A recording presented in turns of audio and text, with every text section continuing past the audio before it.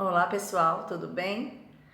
Nós vamos começar aqui, né? Depois das nossas pequenas férias aí, nós vamos começar fazendo uma revisão do que foi passado no primeiro bimestre e eu só vou gravar esse vídeo e vocês vão fazer as atividades que vocês ainda não fizeram, porque tem muita gente que ainda não fez, a maioria ainda não fez as atividades que eu postei lá no Classroom, tá bom? Depois eu mando o código para cada sala. Então vamos lá? Vamos ver o que a gente aprendeu aí. Vamos lá. Bom, a primeira coisa nós vamos falar aí da entrevista, né? Então vou colocar os pontos básicos, mas vocês têm os vídeos anteriores também para se vocês tiverem dúvidas. Então, o que é uma entrevista, né? Qual é a função dela? É a difusão do conhecimento, ou seja, divulgar aí o conhecimento para as pessoas, né? Você vai captar informações para passar para os outros. Formação de opinião, porque aí as pessoas podem acreditar naquilo ou não, né? Podem falar, olha, eu acredito que isso que ele falou é verdade, ou eu escutei uma outra entrevista que isso daí não era totalmente verdade. E aí você tem o seu posicionamento crítico, né? Que é o posicionamento crítico da sociedade, ou seja, você conhece, tem a informação, tem o conhecimento, tem uma opinião e pode ser crítico em relação a essa informação, tá? E qual é o tipo de discurso que eu tenho numa entrevista? É o discurso direto, que é a fala direta do entrevistador e entrevistado. O que é um discurso direto, né? Para quem não lembra aí, quando eu falo assim, o doutor falou, né, doutor fulano de tal, falou que a vacina vai ser administrada, tal. Então, eu estou contando o que ele falou.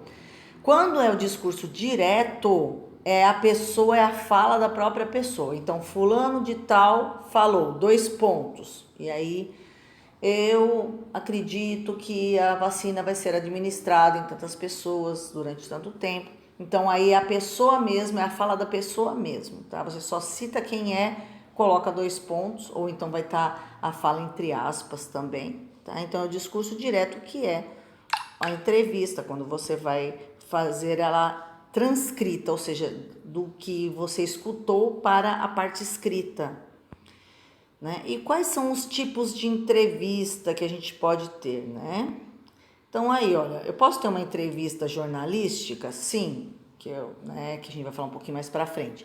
Pode ter uma entrevista de emprego? Isso aí vocês sabem, a pessoa vai fazer um emprego, então vou entrevistar, querer saber um pouco mais da vida profissional daquela pessoa, o que ela já fez, quais as qualidades dela, tá? A entrevista psicológica, às vezes a pessoa está com algum problema, ou ela precisa ver se ela, por exemplo, se você é um professor, você faz, quando você vai entrar, você faz uma pesquisa, uma entrevista psicológica para saber se você tem condições psicológicas de lidar, né, com aquelas situações do dia a dia do professor. Uma entrevista social, que é para você saber, por exemplo, o que é o pensamento das pessoas em relação a um determinado assunto, né? Então, as pessoas acreditam que o coronavírus vai, por exemplo, ser curado, né, que nós vamos encontrar a cura nos próximos anos, aí você faz uma entrevista, ou para saber qualquer outro tipo de opinião das pessoas, tá? Outros vários tipos de entrevista, mas nós vamos falar da entrevista jornalística, que é o que mais interessa para a gente aqui, que na entrevista jornalística a intenção é perguntar sobre uma notícia ocorrida ou sobre um tema específico, né? Então, se eu estou falando, né, do desmatamento aí da Amazônia, ou se eu estou falando dos problemas climáticos, ou se eu estou falando da pandemia, qualquer coisa que eu esteja falando aí é um tema ou algo que acabou de acontecer, né? Então, eu posso fazer uma entrevista para entender melhor aquilo, tá? E a estrutura de uma entrevista jornalística, transcrita, como eu disse, então você fez a entrevista, mas você tem que passá-la para o papel, para apresentar num jornal, para apresentar no informativo. Então a primeira coisa vai ser o nome do entrevistado e o assunto, então que vai ser o título. Então no título eu vou colocar lá, por exemplo, entrevista com o atual ministro da Economia sobre as novas medidas provisórias do governo. Então falei lá o que é o atual ministro, né? Eu posso citar o nome e as novas medidas provisórias, então é o assunto. E depois, antes de começar a colocar as falas do entrevistador e do entrevistado, eu vou colocar entrevista feita pelo jornalista tal, pela, né, sei lá, pessoa tal, né, o local e a data que foi feita. E aí a gente começa com as perguntas, né? Bom, o outro assunto que a gente vai falar hoje é da revisão, são anotações. Como que, né, por que eu preciso fazer anotações quando eu estou vendo um vídeo ou quando eu leio um livro, né? Então, as anotações são registros curtos, né, que são recolhidos de situações que o anotador está ouvindo, estudando, lendo ou observando. Elas teriam a função de reunir informações. Tá? Então, anotação pode ser de qualquer coisa, você pode fazer anotação sobre qualquer coisa. É muito importante que as pessoas façam anotações. Você pode fazer anotação, por exemplo, o que eu preciso fazer hoje, quais são as minhas atividades, então eu vou fazer uma anotação e aí eu posso seguir aquele roteiro. Eu posso escutar alguém falando na televisão e falar, olha, esse é um assunto importante, então eu vou anotar os pontos importantes que essa pessoa falou, tá? Só que o detalhe é que uma anotação pode ser de um texto verbal e não verbal, né? Como assim? Então, o texto verbal foca na palavra que foi falada ou escrita. E no texto não verbal, o foco é na imagem, um quadro, uma paisagem, uma foto.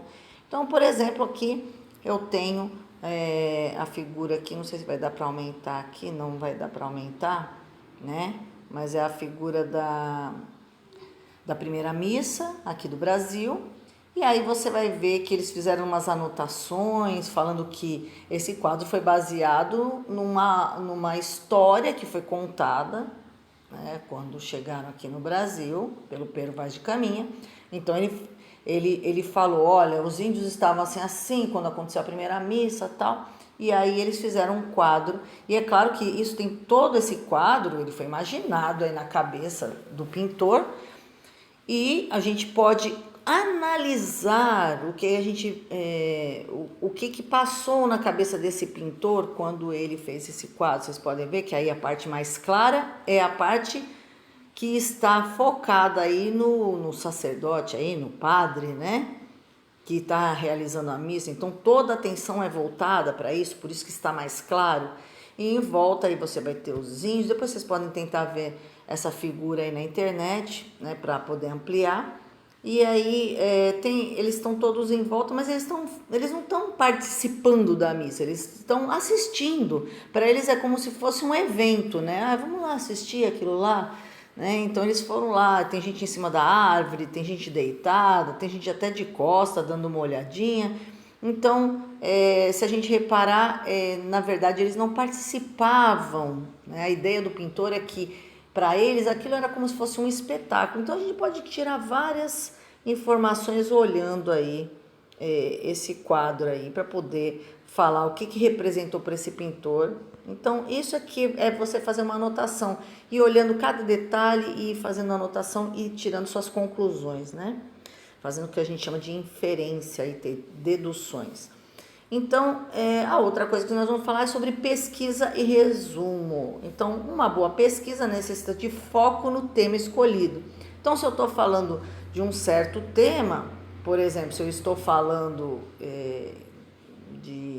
vamos supor, se eu estou falando de violência doméstica, né? Então eu começo a pesquisar sobre violência doméstica, mas aí a informação na internet é muita informação, e aí eu acabo achando uma informação sobre violência no trânsito, e eu pego e começo a escrever também sobre isso. Eu saí do meu foco, então o meu foco tem que ser exatamente o tema que eu escolhi, o detalhe, o ponto que eu escolhi, né? Então, é de violência? É, mas eu estou falando da violência doméstica, então eu vou focar nisso.